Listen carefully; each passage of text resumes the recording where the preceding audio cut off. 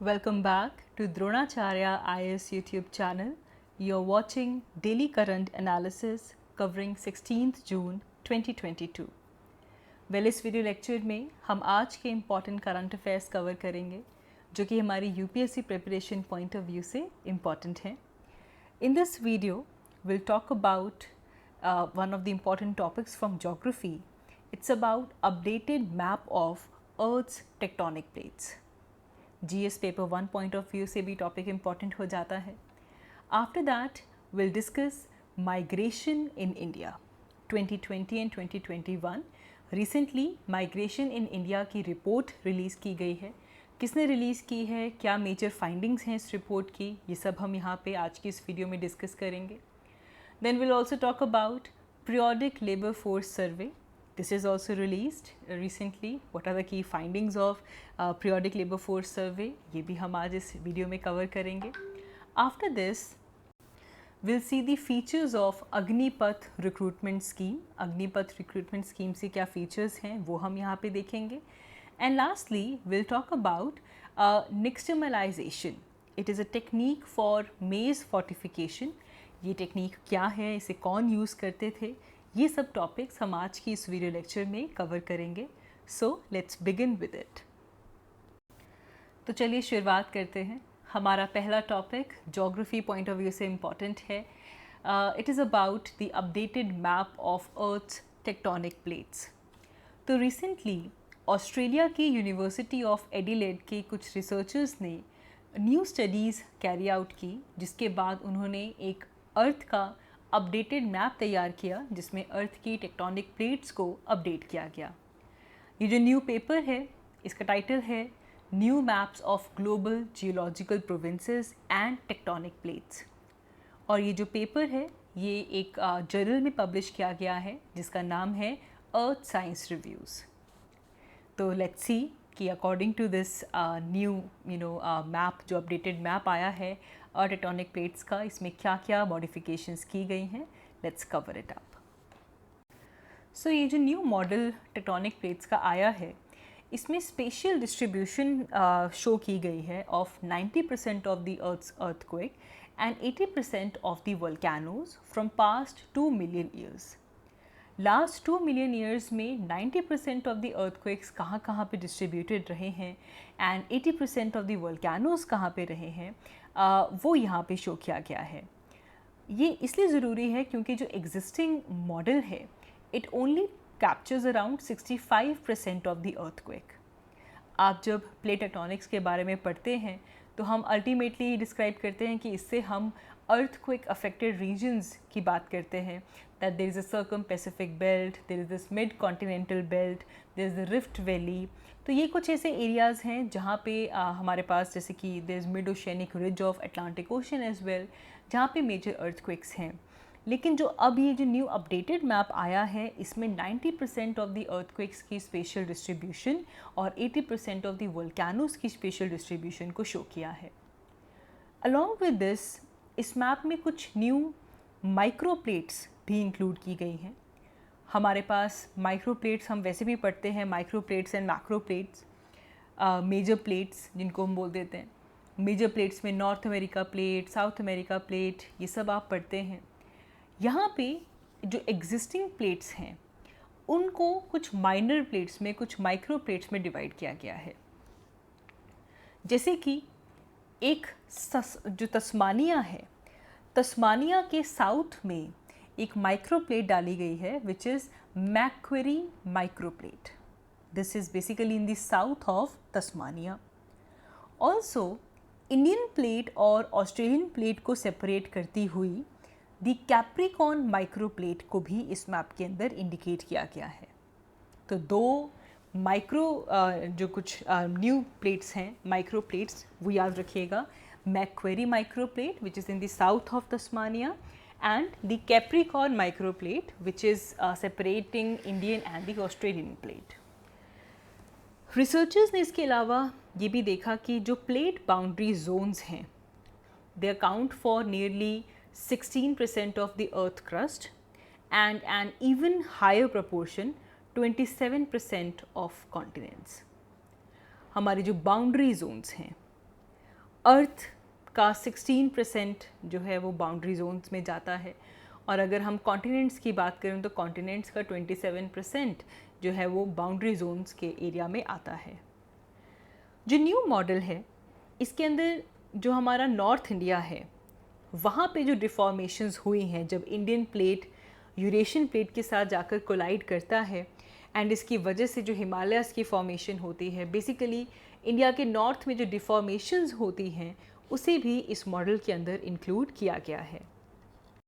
So here you can see the new updated model.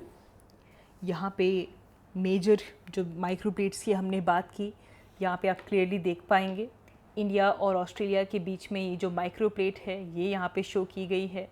यहाँ पे एक और माइक्रोप्लेट दिखाई गई है, right. Distribution of earthquake and volcanoes को और ज़्यादा यहाँ पे स्पेशल एस्पेक्ट में दिखाया गया है। So what is the significance of this ना, ये जो न्यू अपडेटेड मैप है इससे हमारे ये जो नेचुरल हज़ार्ड्स हैं लाइक अर्थक्वेक एंड वोल्केनोस, इसकी अंडरस्टैंडिंग और बेहतर हो पाएगी। ये जो मॉडल है this can be used for the exploration of minerals and minerals की डिस्ट्रीब्यूशन पता चल सकती है। ऑल्सो ओरोजेनी मॉडल, माउंटेन्स की जो डिस्ट्रीब्यूशन है, माउंटेन फॉर्मेशन में ये अपडेटेड मॉडल और भी ज़्यादा अच्छे से हेल्प करेगा। ओरोजेनी मॉडल से आप जियो डायनेमिकल सिस्टम किस तरह इवॉल्व हुआ है वो हम यहाँ पे समझ पाते हैं, and it gives us the overall better understanding about the evolution of earth. तो यहाँ से आपका प्लेट टेक्टोनिक्स का जो टॉपिक है वो काफ़ी इंपॉर्टेंट हो जाता है। You read about this in your geography classes. Geography में आप जियोमॉर्फोलॉजी की क्लासेस में प्लेट टेक्टोनिक्स के बारे में पढ़ते हैं, तो वहाँ पे आप मेजर प्लेट्स कौन सी हैं, माइनर प्लेट्स कौन सी हैं, कैसे कन्वर्जेंस होती है, कैसे डाइवर्जेंस होती है, what happens because of the convergence and divergence, that you basically read in geography, तो वो यहाँ पे रिवाइज ज़रूर कीजिएगा। आगे बढ़ते हैं। हमारा next article GS paper 1 point of view से इम्पॉर्टेंट है। It is about an important issue which relates to population. It's about migration in India.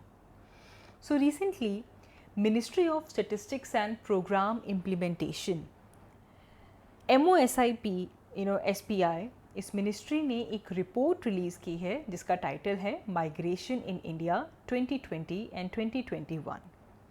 तो इस टाइम पीरियड के दौरान इंडिया में कैसे माइग्रेशन रही है, क्या ट्रेंड रहा है, वो इस रिपोर्ट के अंदर शो किया गया है। एक तो आपको पता होना चाहिए कि ये रिपोर्ट किसने रिलीज़ की है। This is released by ministry of statistics and programme implementation.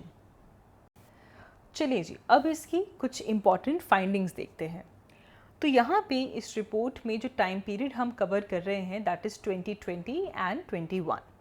तो बेसिकली यहाँ पे कोविड-19 पैंडमिक का इम्पैक्ट आपको देखने के लिए मिलेगा।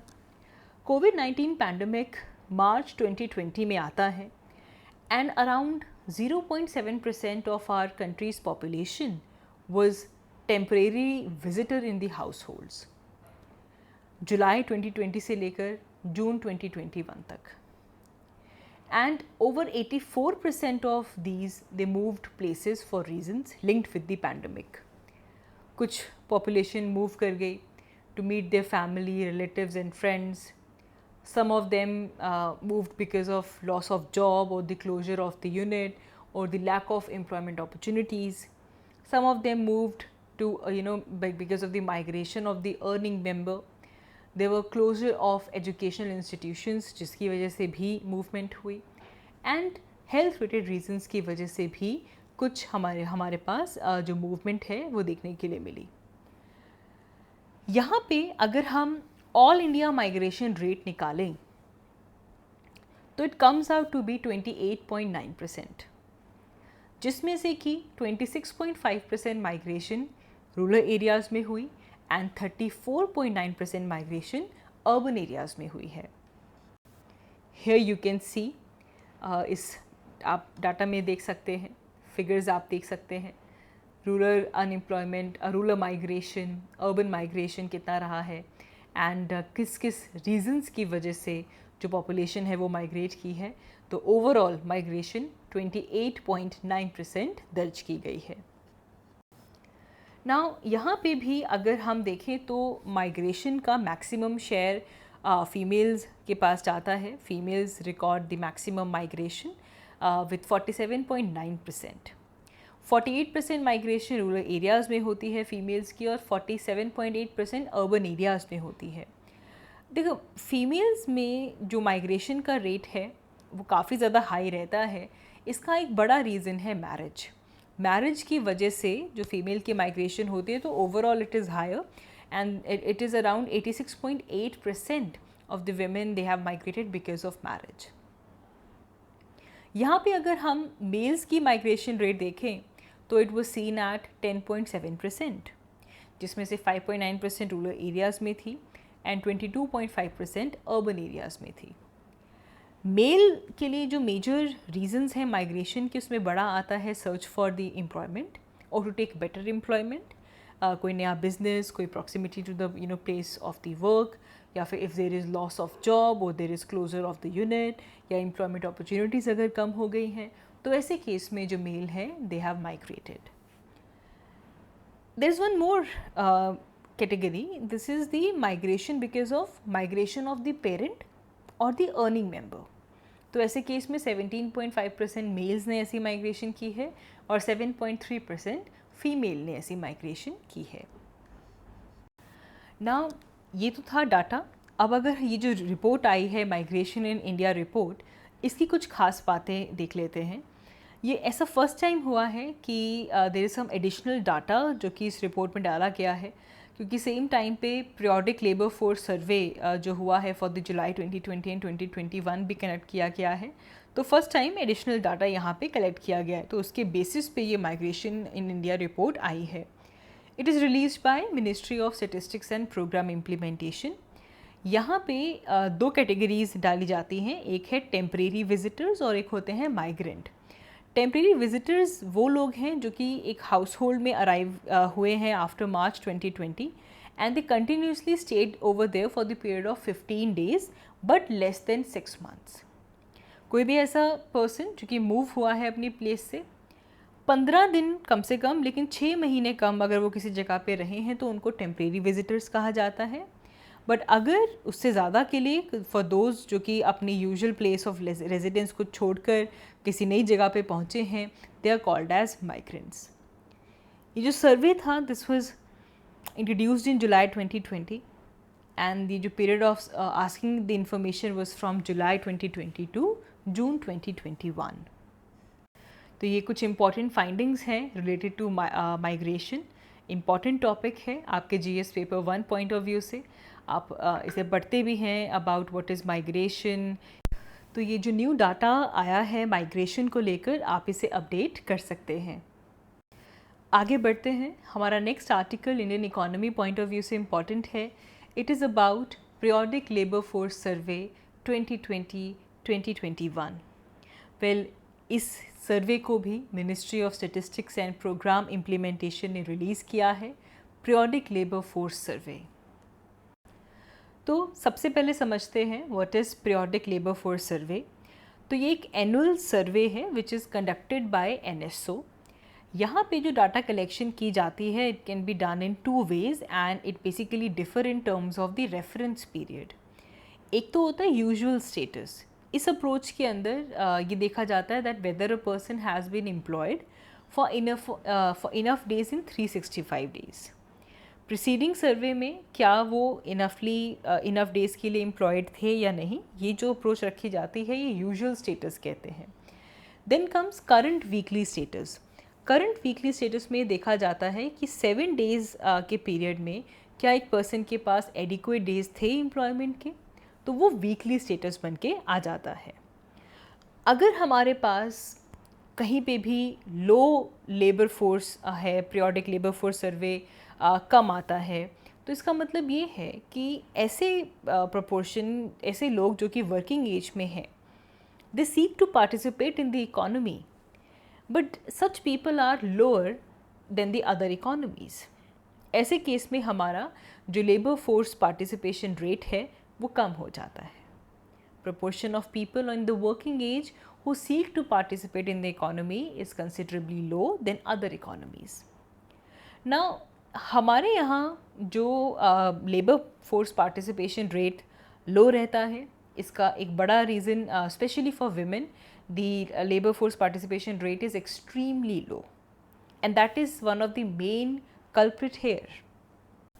नाउ सबसे पहले हम पीरियोडिक लेबर फोर्स सर्वे का जो इम्पॉर्टेंट फाइंडिंग्स हैं वो यहाँ पे देखते हैं। तो सबसे बड़ी फाइंडिंग तो ये आई है कि जो एम्प्लॉयमेंट रेट है वो डिक्रीज़ हुई है। 2020 एंड 2021 में एम्प्लॉयमेंट रेट का 0.6% डिक्रीज़ देखने के लिए मिला है and it is around 4.2%। Whereas अगर हम 2019 एंड 2020 से कंपेयर करें तो तब जो अनएम्प्लॉयमेंट रेट थी दैट वाज एट 4.8%। तो अनएम्प्लॉयमेंट रेट में डिक्रीज़ हुआ है। तो इसका मतलब ये है that only 4.2% of the adults who were looking for jobs they could not get any work in the rural and the urban areas of the country. हम यहाँ पे अनएम्प्लॉयमेंट रेट की बात कर रहे हैं कि इंडिया में सिर्फ 4.2% एडल्ट्स ऐसे थे जो जॉब ढूंढ रहे थे लेकिन उनको काम नहीं मिला। एक बड़ी चीज़ यहाँ पे आती है which is rural urban gap. Rural areas में अनएम्प्लॉयमेंट का रेट 3.3% है, वेराज अर्बन एरियाज़ में अनएम्प्लॉयमेंट का रेट 6.7% है। A big rural urban gap is there.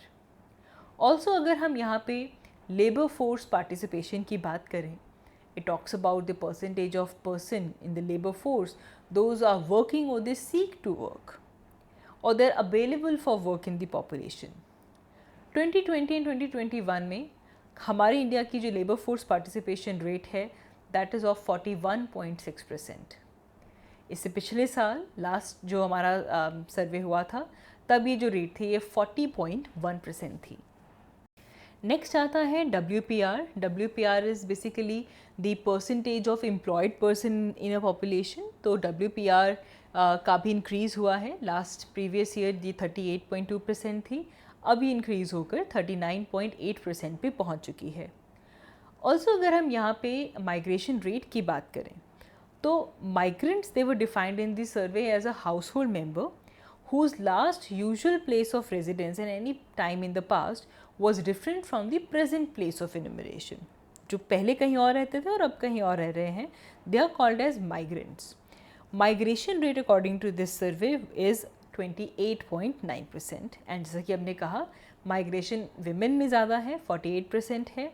और वही अगर हम रूरल एरियाज़ में देखें और अर्बन एरियाज़ में देखें तो रूरल एरियाज़ में 48% है और अर्बन एरियाज़ में 47.8% है। Then there is also category of migration due to employment. Now only 4.4% migration they happen because of employment.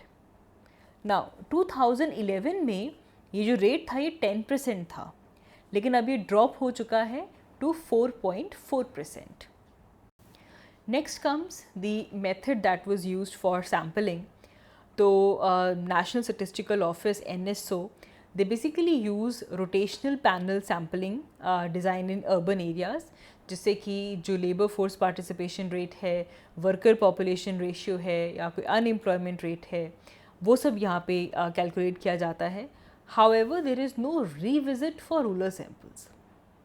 Urban sample में रोटेशन में ये सैम्पलिंग ली जाती है लेकिन रूरल सैम्पल्स में रीविजिटिंग नहीं होती। आगे बढ़ते हैं। हमारा next article GS paper 3 point of view से इम्पॉर्टेंट है। It is about Agnipath recruitment scheme. तो रिसेंटली मिनिस्ट्री ऑफ डिफेंस ने अग्निपथ रिक्रूटमेंट स्कीम अनाउंस की है जिसके अंदर यंग सोल्जर्स को हमारे जो ट्राई डिफेंस सर्विसेज हैं, Indian army, Indian air force and Indian navy, यहाँ पे इनको इंडक्ट किया जाएगा। तो इस स्कीम को इस प्रोग्राम को कहा गया है Agnipath recruitment scheme. So if we follow the more details of Agnipath recruitment scheme तो अराउंड 45,000 to 50,000 सोल्जर्स इनको रिक्रूट किया जाएगा annually and most will have to leave the service in just 4 years। जो टोटल एनुअल रिक्रूट्स होंगे उनमें से सिर्फ 25% ऐसे होंगे those will be allowed to continue their service for 15 years under permanent commission. बाकी के जो 75% होंगे उनको 4 साल के बाद सर्विस छोड़नी होगी। एंड इस स्कीम के तहत जो रिक्रूटमेंट्स की जाएंगी they will be called as Agniveers. ना फीचर क्या है, पहली बात तो ये कि इसे लेकर एक सेंट्रलाइज्ड ऑनलाइन सिस्टम आएगा जिसे लेकर रैलीज़ और कैंपस इंटरव्यूज़ किए जाएंगे at all the technical institutes and industrial training institutes and national skill qualification frameworks, जिसके थ्रू 3 सर्विसेज जो हैं हमारी इसके अंदर एनरोलमेंट किया जाएगा। एलिजिबिलिटी क्राइटेरिया देखें, यहाँ पे इस स्कीम में सिर्फ और सिर्फ वो पर्सोनल्स रखे जाएंगे which is below the officer rank, and एक all India all class basis पे जो एलिजिबिलिटी एज रखी जाएगी that will be from 17.5 to 21 years, and इसके साथ साथ मेडिकल और फिजिकल फिटनेस स्टैंडर्ड्स भी होंगे। एजुकेशनल क्वालिफिकेशंस यहाँ पे 10th to 12th रखी गई है और रिक्रूटमेंट साल में 2 बार होगी ना। यहाँ पे अगर हम पेमेंट और पर्क्स की बात करें तो जो एनुअल पैकेज है that would be of 4.76 lakh in the first year, and 4th year तक ये 6.92 लाख रुपीज़ का हो जाएगा along with the hardship allowance as well. इसके साथ साथ सेवा निधि जो पैकेज है this will be exempted from the income tax, तो इसका मतलब है they will receive 11.71 lakh including their contribution and interest on the completion of their service.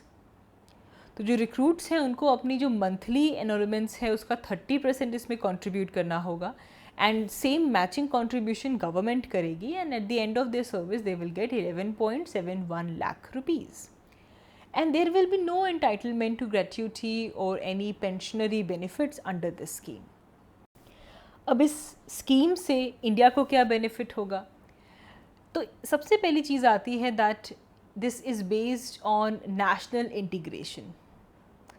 If you talk about unity in diversity, तो यहाँ पे हमारा इंडिया का जो यूथ है including women from all around the regions, they are given equal opportunity, and therefore this will promote national integrity. Also इससे जो nation building होगी वो एम्पावर होगी, क्योंकि जो यूथ आएगा that will be empowered, disciplined and skilled with military ethos. Civil society के अंदर इस तरह का यूथ इंडक्ट होगा। It will considerably reduce the defence pension bill also, जो कि गवर्नमेंट का आजकल का जो मेजर कंसर्न है, ये जो डिफेंस पेंशन बिल है उसे भी डिक्रीज़ करेगा।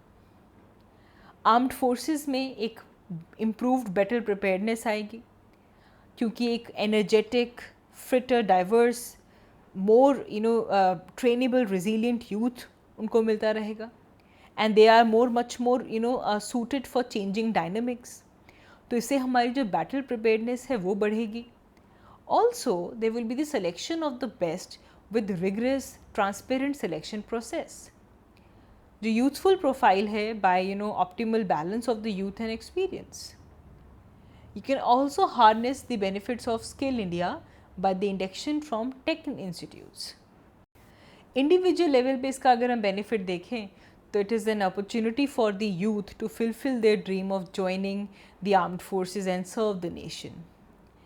इससे उनके अंदर मिलिट्री डिसिप्लिन, मोटिवेशन और फिजिकल फिटनेस जो है वो इम्बाइब होगी। There would be this smooth integration into the society, with certain skill set certifications, certain diplomas, higher education or the credits। There is also this good financial package as well, जो कि उनको उनके civilian counterpart से comparison में ज़्यादा stable बना पाएगा। There is also this confident better citizens by the military training, team building, ethos, camaraderie, this will all be forged over the year। Agniveer का जो रिज्यूमे है वो कितना यूनिक होगा, they will stand out in the crowd, and this will increase their employment opportunities, and because of their skill and experiences acquired during the 4 year of service such as soldier, this will be they will get employment in various other fields also। आगे बढ़ते हैं। हमारा next news article GS paper 3 point of view से important है। It's an important technique in agriculture. It is about nixtamalization which is an technique of maize fortification. तो recently एक study की गई जिसके अंदर ये दिखाया गया कि जो मायन पीपल थे, how did they fortified their maize with this chemical process which is called as nixtamalization. So nixtamalization this is basically a method जो कि जो एंशियंट पीपल थे ऑफ मीज़ोअमेरिका, जैसे कि Mayan, they use it. So they use to soak and cook their maize in an alkaline solution. and made it more palatable, nutritious and non-toxic. इस process से जो मेज़ के अंदर जो अमीनो एसिड्स हैं, जो कैल्शियम है, विटामिन B2 है, this can be better utilised by the human body and it eliminates certain mycotoxins that may be present in the maize. तो मेज़ को पहले सोक करते हैं एंड इसको एक एल्कालाइन सॉल्यूशन के अंदर कुक करते हैं जिससे कि वो और भी ज़्यादा पैलेटेबल और न्यूट्रिशियस हो पाता है और नॉन टॉक्सिक बन जाता है. इस टेक्निक को बोलते हैं निक्स्टमलाइजेशन. So that is all for this video. Thank you so much for watching. I will see you all in my next one. Thank you.